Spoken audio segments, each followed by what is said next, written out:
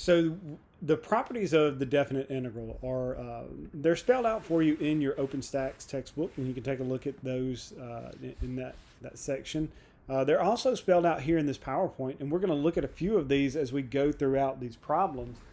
Just using what we're learning about the properties of the definite integral is going to help us evaluate these things when we get into some more problem solving areas of our course. So in this one here, in this PowerPoint, we're just looking at these properties and taking a look. We're not going to do the comparison theorem. We may look at a few of those brief problems at the end, but not in depth here. So let's take a look, right? So here are some of the properties. One of the most basic ones is this. So we have the integral from a to a, right? So our limits of integration are equal. That means that integral is 0. Occasionally, we're gonna do this where we swap our boundaries, right? You'll notice that here we have the integral from a to b. That's how we pronounce this, the integral from a to b. And we can swap that around if we put a negative out front, right? So I can move the number on the bottom to the top, right? But I have to put that negative out in front in order to do that. This is one that we're going to look at toward the end of this PowerPoint. The integral from a to b of f of x plus g of x is just equal to the sum of the integrals, right? So I can break that up and find each integral and add them together or subtract them if the case exists there, which is what we see in number 4. Number 5, so this is a constant, right? The integral of a constant times a function, we can just move that constant right to the outside of the integral and proceed as normal with finding the integral of our function. Again, a lot of this is going to be things that you'll see when we get into the fundamental theorem of calculus and how we actually go in and evaluate these things. And then this last one, number 6 here, is it's going to be a useful integral that we use, or a useful property. The integral from a to b, right? Let's imagine that we have these x values a and b, and c is some x value in between. Well, the integral from a to b is the integral from a to c plus the integral from c to b, right? That's what we have here, the integral from a to c plus the integral from c to b.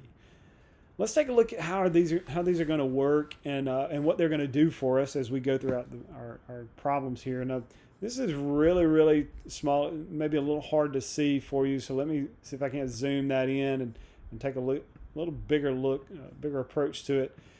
So we have the definite integral, right? We want to express this thing as a definite integral from -2 to 1. So our smaller number is going to go on the bottom, right?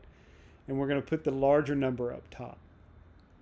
F of x is our integrand, right? We remember that from some previous sections. And you'll notice that I'm adding these things together, right? So there are 3 terms I'm adding together. I can break that up into 3 separate integrals. So the integral from -2 to 1 of our first term, second term, and third term. Now notice that each of these does get a dx to go with them, right? We have to have that variable of integration there to go with it. So I'm going to take out this 3, right? I'm going to take out a 2, and I'm going to take out a 2 here. Now, this actually should be a positive 3. I'm not sure where this -3 came from, but it should be a positive 3 right here. And what we've done now is we've identified this as the sum of 3 different integrals, right? So I have our first, second, and third integrals. And you'll notice we were able to take those constants out, like we talked about in one of our properties a minute ago, where we had c f of x dx, right? So c is that constant, and we can just move it to the outside. So here we're going to use some of those other properties where we talk about, like the integral from a to b is equal to the integral from a to c plus the integral from c to b, right?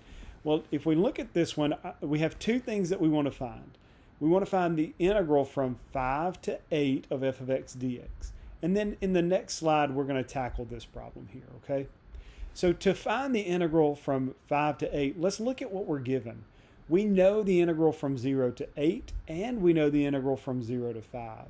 So we can break this, we can take this 0 to 8 integral, right?